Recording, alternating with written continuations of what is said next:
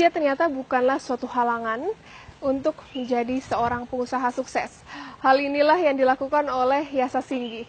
Di bawah bendera Men's Republic, ia berhasil untuk menjadi seorang pengusaha sukses dengan omset ratusan juta setiap bulannya.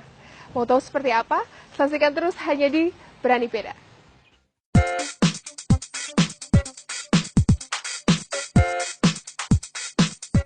Menjadi seorang pengusaha adalah sebuah pilihan yang bisa dijalankan oleh siapapun, tanpa ada batasan usia. Semua berhak mendapatkan kesuksesan dalam berbisnis, dan hal inilah yang dilakukan oleh Yasa Paramita Singgih. Saya mulai pertama kali cari uang sendiri itu usia 15 tahun. Jadi pada saat itu SMP 3, papa saya sakit. Nah disitulah akhirnya saya punya ikrar akhirnya, wah gue nggak bisa begini nih, gue harus minimal gue nggak nyusahin orang tua, nggak jadi beban.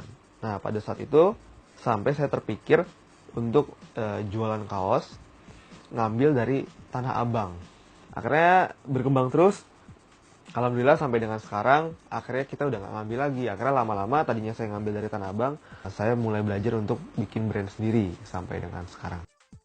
Yasa Singgih yang hanya bermodalkan keberanian dalam memulai usahanya, tidak memasarkan kaos saja.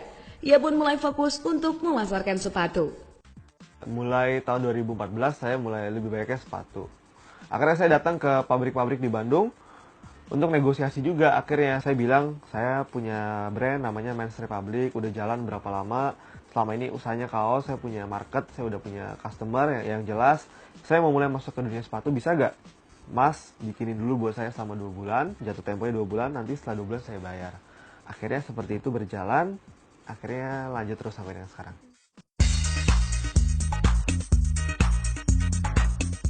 Di bawah nama Men's Republic, kini Yasa Singgih memiliki pendapatan ratusan juta rupiah per bulan. Dan tentu tak mudah untuk mencapai titik ini sekarang. Omset Men's Republic naik turun. Kalau omset tertinggi kita bisa sampai 150, bisa sampai 200, tapi rata-rata sekitar 100 juta per bulannya. Usia 17 tahun, saya pernah bikin bisnis baru. Pernah bikin bisnis kuliner, kafe. Akhirnya di usia 18 tahun, kuliner saya tutup. Saya nanggung kerugian sekitar 100 juta, usia 18 tahun. Cuma saya percaya, pengusaha itu boleh rugi materi, tapi kita nggak akan pernah rugi pengalaman.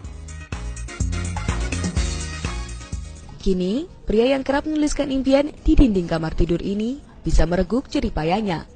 Yasa menjadi sosok inspiratif yang mampu masuk ke dalam daftar Forbes 30 Under 30 Asia dan menjadi salah satu pemuda yang memiliki pengaruh besar bagi lingkungan. Ini sejalan dengan impian dan moto hidupnya, Never Too Young to Become Billionaire, yang mungkin sudah di depan matanya.